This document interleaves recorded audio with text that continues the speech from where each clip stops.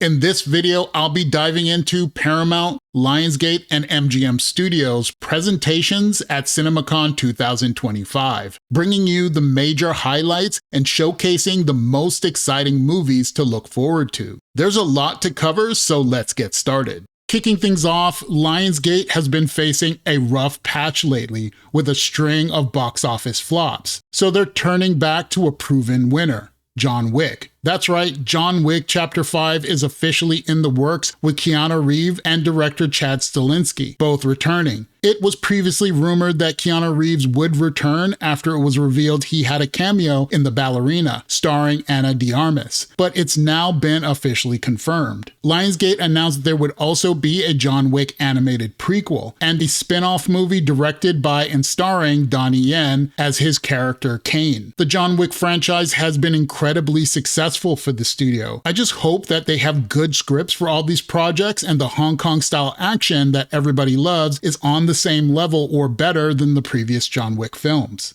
Now let's talk about Now You See Me 3. Lionsgate announced the official title is Now You See Me, Now You Don't. The film stars Jesse Eisenberg, Woody Harrelson, Isla Fisher, and Morgan Freeman. Along with the announcement, the studio showed the first trailer for the film, which involves meeting new magicians and stealing the Heart Diamond. If you're unfamiliar with the Now You See Me franchise, the story is about a group of illusionists known as the Four Horsemen who pull off heists during their performances. Believe it or not, it's been about 9 years since the last movie. That's a long time between movies. Will audiences even care about these characters anymore? I don't know, but I'll have to wait and see the trailer before deciding to check this one out. Now You See Me, Now You Don't arrives in theaters November 14th. A movie that Lionsgate gave a lot of press attention to at CinemaCon was director Paul Feig's The Housemaid, which stars Sydney Sweeney, Amanda Seyfried, and Brandon Sklenar, who were also in attendance. They showed the first trailer for the film, which follows a young woman who becomes a housemaid for a wealthy couple, only to discover their dangerous secrets. I wanted to mention this one because aside from his major misstep with 2016's Ghostbusters, Paul Feig is a solid director with films like Bridesmaids, Spy, and A Simple Favor. So I'm pretty curious to find out more about this film. It's based on a popular book series, and Lionsgate has had a lot of luck turning popular books into big movie franchises. Think the Twilight Saga, the Hunger Games, and the Divergent series. If you're interested in The Housemaid, it opens on December 25th. Speaking of books becoming big movie franchises, Lionsgate revealed the official title for the next Hunger Games movie, called The Hunger Games: Sunrise on the Reaping. The studio also revealed the new logo. Francis Lawrence, who directed the last 4 Hunger Games movies, is returning to direct Sunrise on the Reaping. The story explores Panem 24 years before the Katniss saga, starting on the morning of the Reaping for the 50th Hunger Games, where a young Haymitch Abernathy participates. I really liked the original Hunger Games movie and was kind of surprised by how much I liked the Ballad of the Songbirds and Snakes. So I'll be checking this one out for sure, especially knowing that it focuses on a younger version of Woody Harrelson's character, because I thought he was interesting as Katniss's mentor in those first movies. The Hunger Games: Sunrise on the Reaping arrives in theaters next year on November 20th.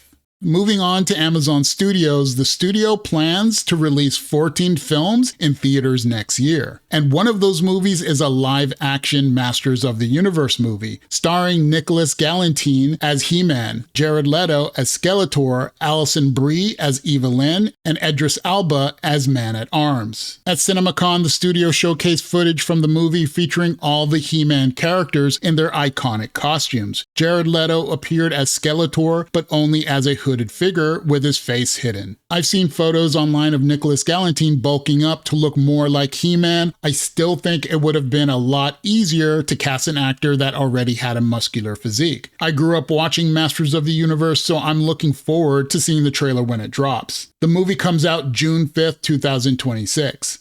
The studio revealed the first trailer for Phil Lord and Chris Miller's sci-fi project Hail Mary. The film is based on a novel by the Martian author Andy Weir. Ryan Gosling stars as a quirky school teacher recruited to help reignite our dying sun. Despite his doubts and awkwardness, Gosling's character is sent on a space mission. Along the way, he encounters another ship and meets a friendly alien. The trailer hints at some fun and humorous moments as he works to save all life on the planet. This trailer made a very big impression on people who saw it at CinemaCon, with some saying it was the most memorable of the entire presentation. I really enjoyed The Martian, and since this film is also based on an Andy Weir novel, it's likely to strike that perfect balance of science fiction and humor. It seems like it will be scientifically grounded and not overly silly, because I find that's often the challenge for sci-fi projects that involve saving the Earth. The movie is scheduled to be released in theaters March 20th of next year.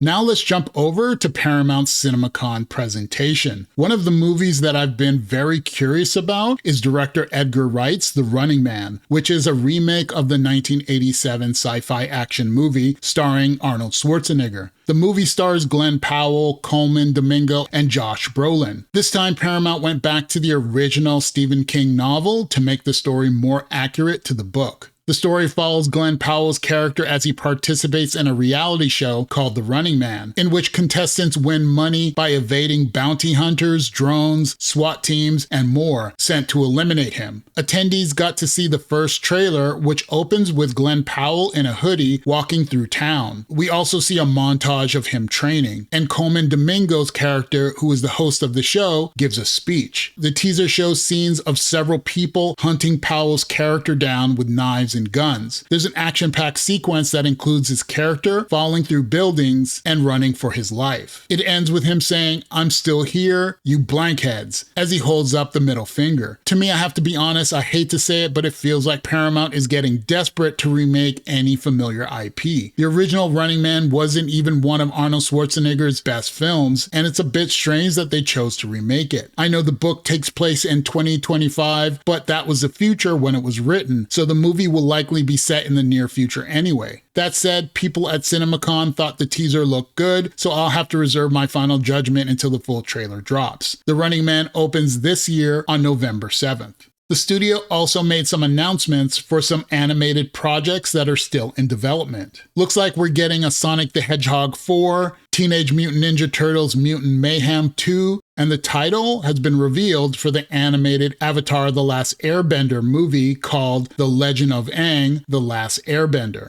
So tell me, what did you think about all these movie announcements? What films are you looking forward to the most, and what films are you planning to skip? Tell me your thoughts in the comments below because I really want to know what you think. And don't forget to like and subscribe to the Cinema Maverick channel for more content like this. Thanks for watching, and I'll see you in the next video.